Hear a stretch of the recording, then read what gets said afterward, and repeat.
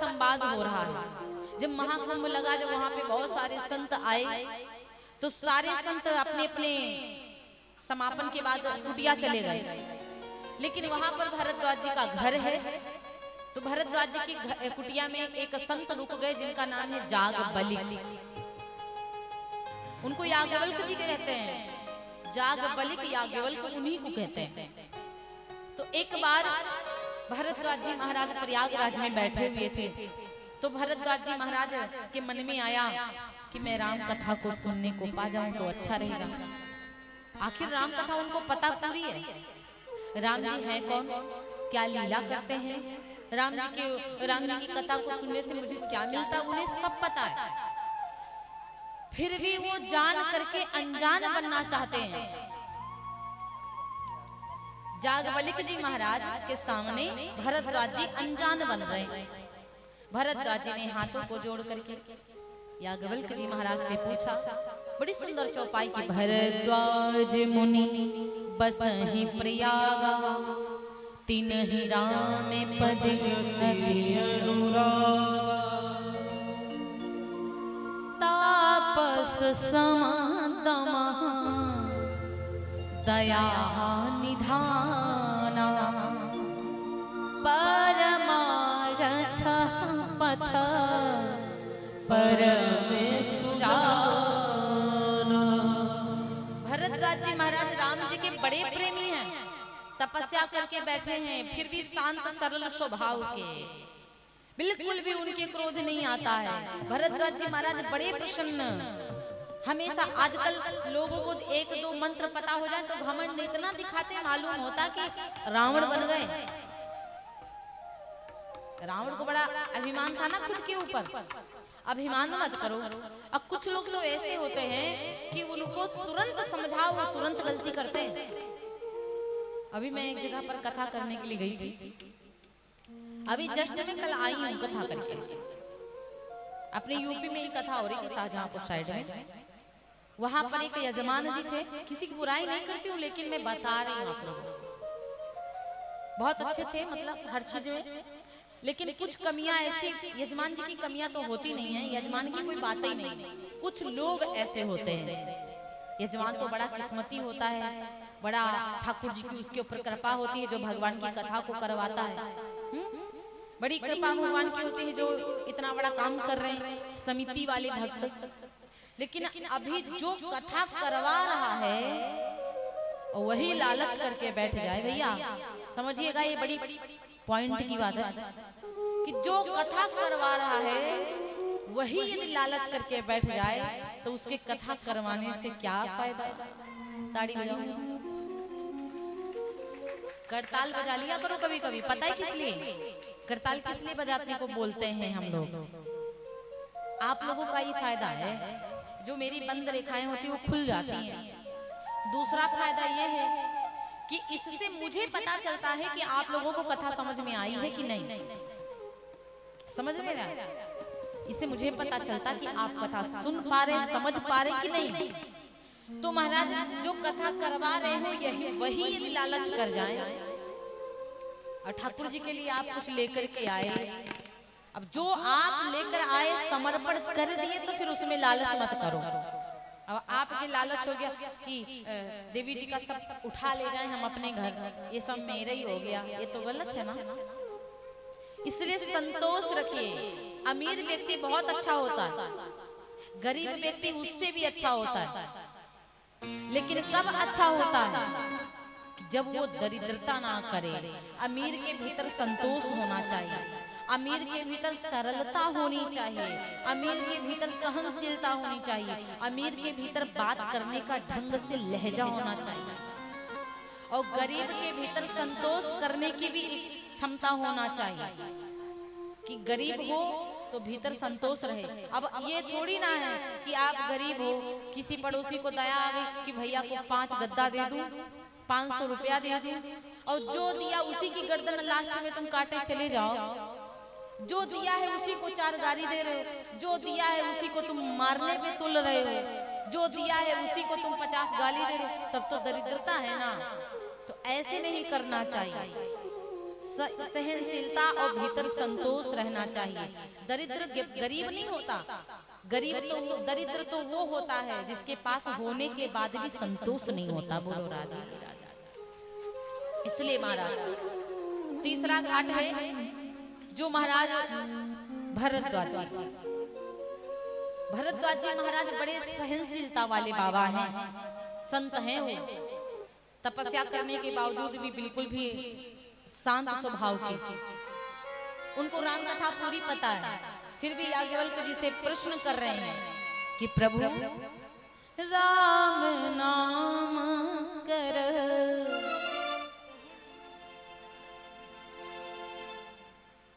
राम नाम कर अमित प्रभावा, संत पुराण उपनिषद गावा। मैंने राम नाम के बारे में बहुत सुना है कि बड़ा प्रभाव है राम नाम का, तो आप मुझे राम के बारे में बताओ प्रभु, ये राम कौन है? संसार पूरा राम नाम गा रहा है, लगातार शिव जी राम का नाम जाप कर रहे हैं। वैसे शंकर तो अविनाशी हैं, शंकर को तो मरना भी नहीं है, उसके बाद भी अविनाशी राम जी का नाम लेते हैं, तो राम नाम का आखिर ऐसा क्या प्रभाव है? मैंने राम के बारे में सुना है, एक राम दशरथ का बेटा, एक राम घट घट में लेटा, एक राम अवधेश कुमारा, और दिनकर चरिता विविध संसार, एक नारी बिरह दुख लहे अपारा, भय बुरो सुरन रावण। एक वो राम जी, मैंने अयोध्या के राम जी के बारे में सुना है कि दशरथ के बेटा, वही राम जी जिनकी पत्नी का हरण रावण करके लेके गया था, रावण को राम जी ने मारा। एक राम दशरथ का बेटा, एक राम घट घट में लेटा, एक राम सब जगत पसारा, एक राम सब जग से न्यारा। पानी बात ऐसा भाग ली, मुझे लगा मगरमच्छ आ गया। बोली व्यास भगवान की जय हो। तो महाराज याज्ञवल्क्य जी महाराज को मुस्कुराहट आई। याज्ञवल्क्य जी महाराज कहने लगे कि आपको राम के बारे में सब पता है, फिर भी आप हमसे पूछ रहे हैं राम के बारे में।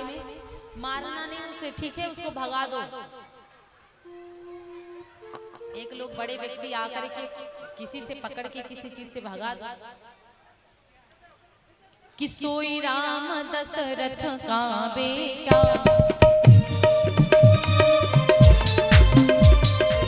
सोई राम घट घट में लेटा, सोई राम घट घट में लेटा, सोई राम दशरथ का बेटा, सोई राम दशरथ का बेटा, सोई राम घट घट में लेटा, सोई राम घट घट में लेटा, सोई राम सब जगत पसारा, सोई राम सब जग से न्यारा, सोई राम सब जग से न्यारा।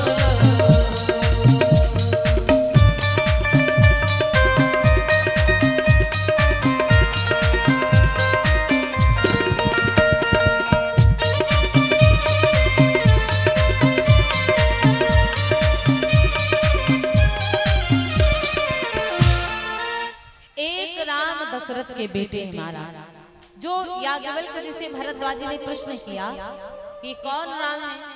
ये वही राम है क्या, अयोध्या के राजा के बेटे राम जिनकी जानकी का हरण रावण कर ले गया? याज्ञवल्क्य जी बोले हाँ, ये वही राम है, वही राम घट घट में लेटे हैं, और वही राम राजा दशरथ के बेटे हैं, और वही राम सब जगत में पसारे हैं, और वही राम सब जग से न्यारे।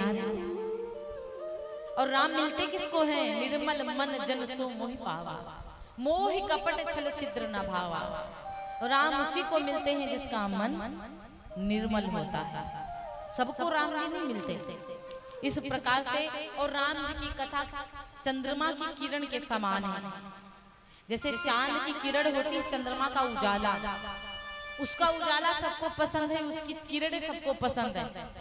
आखिर चंद्रमा में है धब्बा, लेकिन धब्बा से मतलब नहीं, उसकी किरण से सबको मतलब है। सूर्य नारायण में कोई धब्बा नहीं है, लेकिन सूर्य नारायण की किरण इतनी गर्म है, इतनी तेज है कि उनकी किरण में कोई भी रुकना नहीं चाहता है। तो राम कथा चंद्रमा की किरण के समान बिल्कुल शीतल है। बोलिए व्यास भगवान की जय हो। ये तीसरा घाट है। चौथा घाट कौन है? कैलाश पर्वत पर। चौथा घाट कैलाश पर्वत पर है, जो माता सती को भगवान भोले बाबा जी कथा सुना रहे हैं। माता पार्वती जी को कैलाश पर्वत पर भोले बाबा जी कथा सुना रहे हैं। बोलिए व्यास भगवान की जय हो।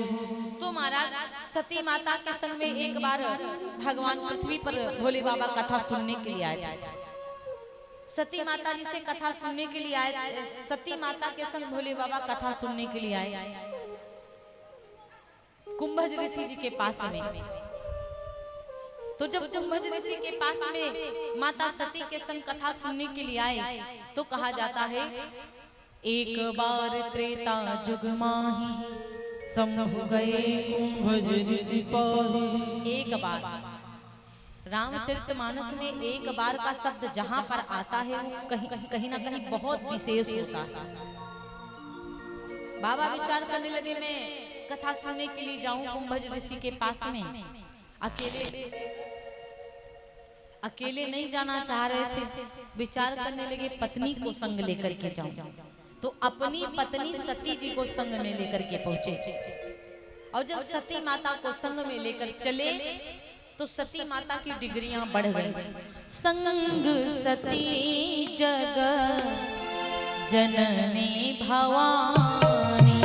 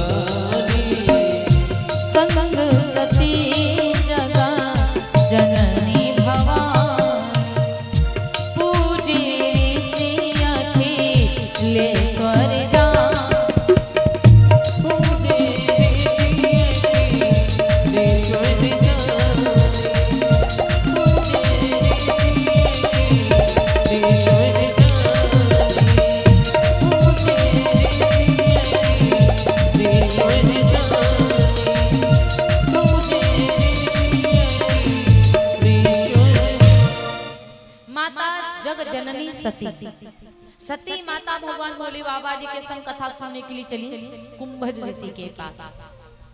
तो इनकी डिग्रियां बढ़ गई।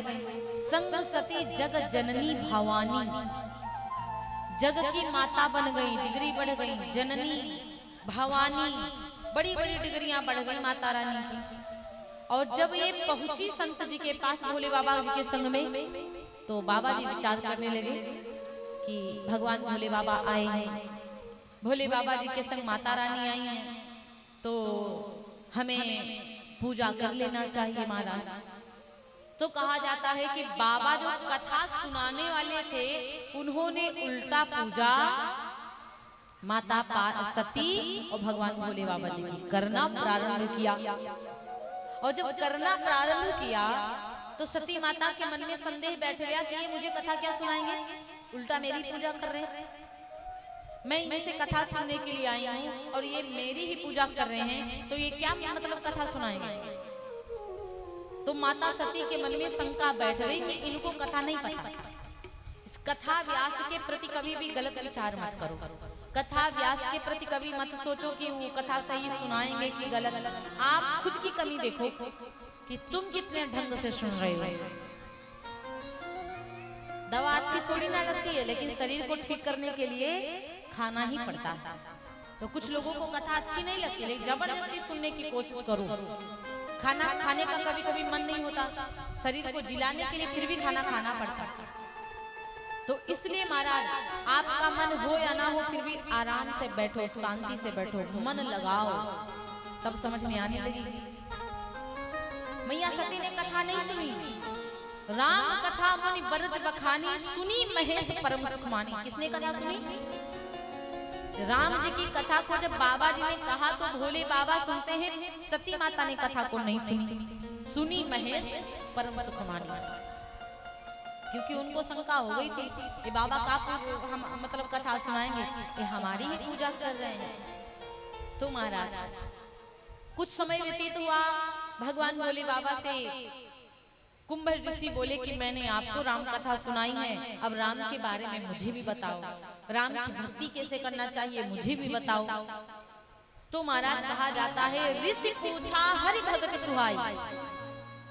भगवान भोले बाबा से कुंभज ऋषि पूछ रहे हैं कि भक्ति सुनाओ, और कहीं शंभु अधिकारी पाई। जब भगवान भोले बाबा जी अधिकार पा गए, उन्होंने कहा कि आप मुझे सुनाओ, और जब अधिकार पा गए तो भोले बाबा जी कथा कहना प्रारंभ किए। अरे कहत सुनत रघुपति गुण गाथा, कुछ दिन वहां रहे गिरिनाथा, मुनि सन पिता मांगे त्रिपुरारी, चले भवन संग दक्ष कुमारी, तेहि अवसर धंजन महि भारा, हरि रघुवंश लीन अवतारा, पिता बचन तज राज उदासी, दंडक वन विचरत वनवासी, कि पिता बचन सुनी, पिता बचन तज राज उदासी, पिता बचन तज राज उदासी, दंडक वन विचरत अविनाशी।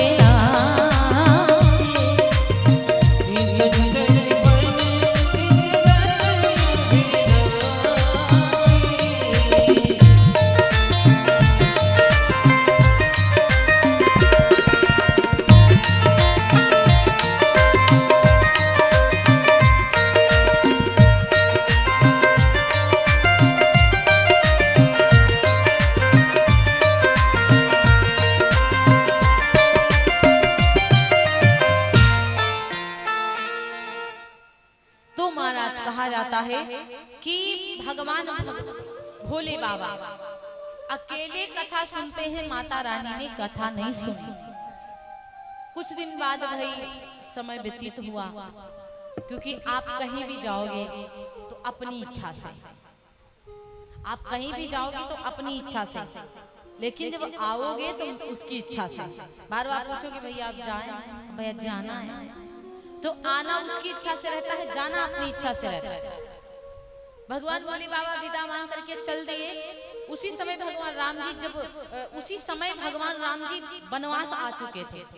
जानकी मैया का हरण भी हो चुका था, और जब जानकी माँ का हरण हो चुका था तो रामचंद्र जी जंगल में ढूंढ रहे थे जानकी जी को। उसी समय भोले बाबा जी को देख गए, राम जी को भोले बाबा जी देख गए, और ये विचार भी पहले मन में कर रहे थे कि काश राम जी के दर्शन रास्ते में हो जाते। और ठीक उसी समय शंभु समय तेहि राम ही देखा, उपजाहिए अति हरस विशेखा।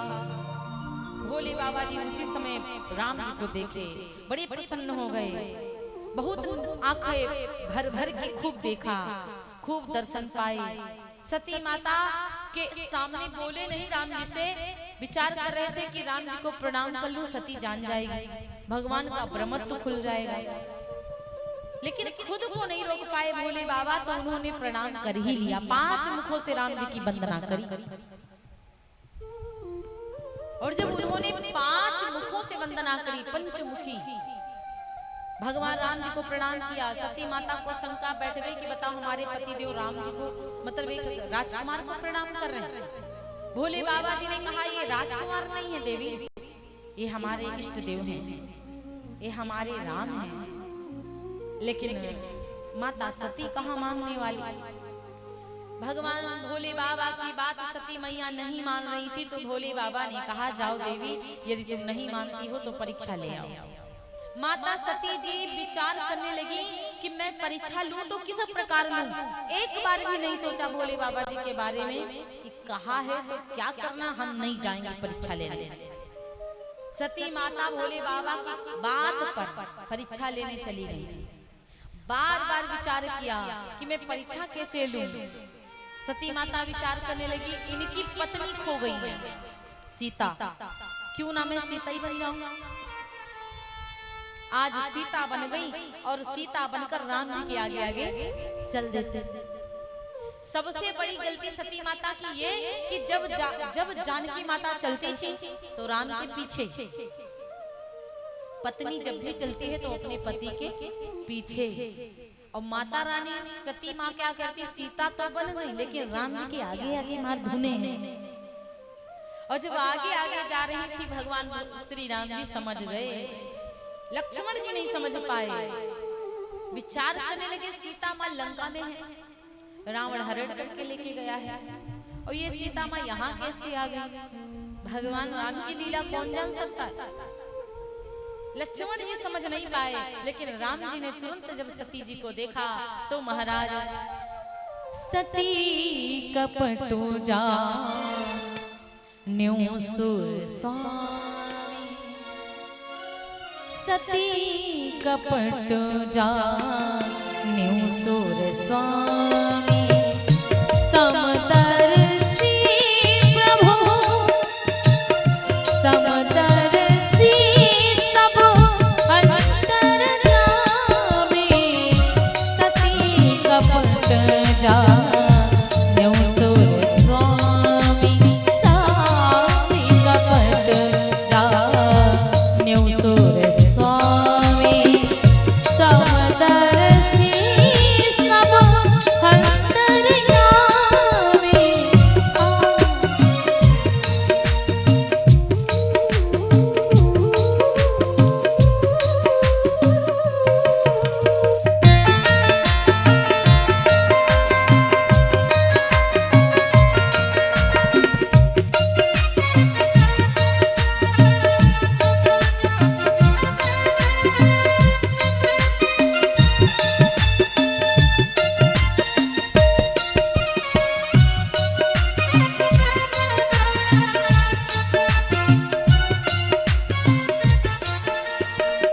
सुमिरत जाहि मिटय ज्ञान, सोई सर्वज्ञ राम भगवान।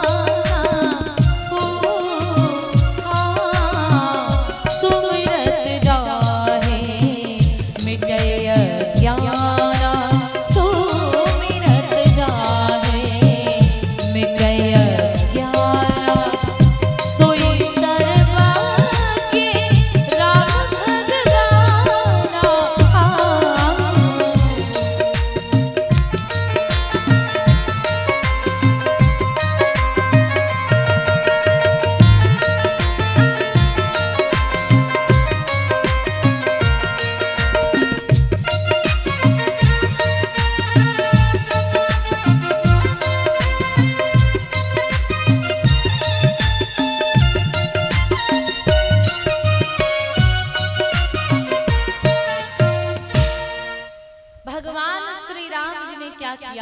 सती मैया के कपट रूप को जान गए। सती मैया के कपट को भगवान जान गए, और जैसे सती मैया के कपट को जान गई, राघव जी ने प्रणाम किया। जोरी पानी प्रभु की न प्रणाम, पिता समेत लील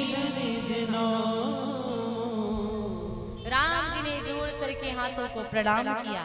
अपने पिता का नाम बताया, मैं दशरथ जी का बेटा राम हूँ, मैं जंगल वनवास करने आया हूँ, लेकिन आप बताओ क्या करने आई हो माँ। कहो बहोरी कहाँ बरस के तू, विपिन अकेले फिर के हेतु। भगवान राम जी ने कहा ये बताओ, दोबारा में कहा राम जी ने, भोले बाबा कहाँ हैं, आप अकेली घूम रही हो, मेरी सीता जी का हरण हो चुका है, आप भी जंगल अकेली चली आई और ये नहीं कहा कि सीता बनकर काहे आई। भगवान राम जी अपमान नहीं किए, बोले देवी माँ आप अकेली घूम रही हो, ये जंगल ठीक नहीं है, बड़े बड़े राक्षस घूम रहे हैं, आप जाओ। सती माता कांप गई थर थर थर थर। अब क्या करूं मैं, भोले बाबा जी की बात नहीं मानी, मैं शंकर कर कहा ना माना, निज अज्ञान राम पर आना। अरे मैं खुद अज्ञानी थी और अपना अज्ञान राम पे डाल दिया, और बताओ मैं भोले बाबा की बात नहीं मान पाई, इतनी अज्ञानी है। भोले बाबा जी के पास आई, राघव जी ऐसा दृश्य दिखा दिए, सती माता दाएं देखे तो राम लक्ष्मण, बाएं देखे तो राम लक्ष्मण सीता, जिधर देखे आगे पीछे सब भगवान, आंखों को बंद करके बैठ गई रास्ते में। भोले बाबा जी के पास आई, भोले बाबा जी के पास में आकर के जब बैठी तो गई समीप महेश तब, गई समीप महेश तब, हंसी पूछी कुशलात, लीन परीक्षा कवन विधि कहु सत्य सब बात। आप किस विधि से परीक्षा ली हो देवी, सही सही बताना। अब फिर भोले बाबा जी ने बताया कि सही सही बोलना, फिर भी सती माता ने झूठ बोल दिया कि स्वामी कछु न परीक्षा लीन गोसाई,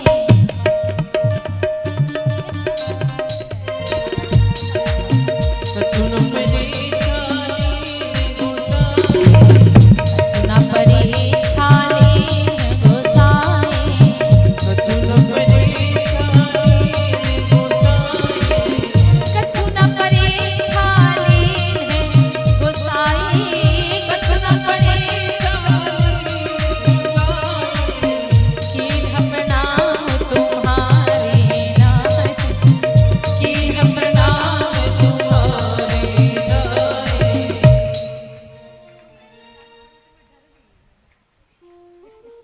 बोले व्यास भगवान की। सती मैया ने झूठ बोल दिया, कोई परीक्षा मैंने नहीं ली है, मैंने कोई परीक्षा नहीं ली स्वामी, मैंने केवल प्रणाम किया है। और जैसे सती मैया ऐसा झूठ फिर से बोली, भोले बाबा ने आंखों को बंद करके देखा, तब शंकर देखे उधर ध्याना, सती जो कीन चरित सब जाना। आज आंखों को बंद करके जब ध्यान रख करके देखा, सती मैया ने जो किया था सब पता चल गया। सती कीन सीता कर बेसा, शिव उर भयो विषाद विशेखा। सती माता सीता का रूप लेकर मेरी पत्नी सीता बनकर गई थी, मैं सीता जी को माँ कहता हूँ, और ये भी मेरी माँ का रूप लेकर गई थी, जैसे मेरी सीता माँ, आज से ये भी मेरी माँ। अगर इससे प्रीति करूंगा, प्रेम करूंगा, पत्नी मानकर रखूंगा तो मेरी भक्ति की अनीति होगी, इसलिए आज से मैं इनको माता मानूंगा। भगवान भोले बाबा जी समाधि ले ली, बैठ गए समाधि में। बार बार सती माता पूछ रही, कीन कवन पन कहो कृपाला। कल सही कर लेना।